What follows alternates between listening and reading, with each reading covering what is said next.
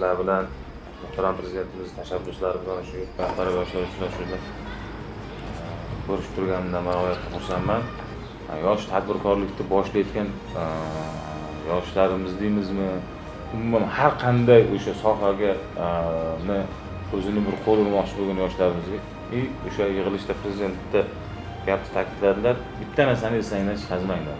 Yosh tadbirkorlar, sizlar O'zbekistonning kelajagisizlar. Sizlarning orqalaringda kim turibdi desa, sizlarning orqalaringda prezident turibdi deb barallaydi. Bu ham juda katta motivatsiya bu birinchidan. Ikkinchidan juda katta kuch-qudrat. Chunki sizning orqangizda prezident turishi bu juda katta imkoniyat. Ana shuning uchun shunday imkoniyatdan foydalaninglar, hurmatli yoshlar.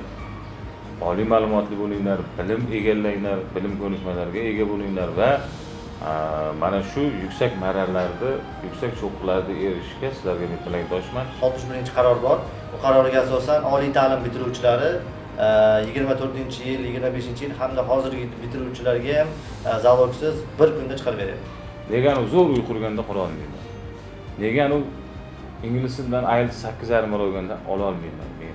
Degan bir odam o'ziga savolni qo'yib, shu maqsad uchun erishishlaringga tilakdoshman. Я как будущая бизнесменка хочу начать свое дело. Хочу открыть свой магазин здесь. Вот в таких моментах, что мне надо будет делать?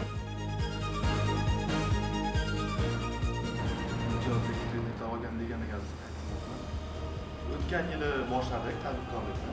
Men yosh tadbirkorman, bu yil tadbirkorligimni boshlaganman.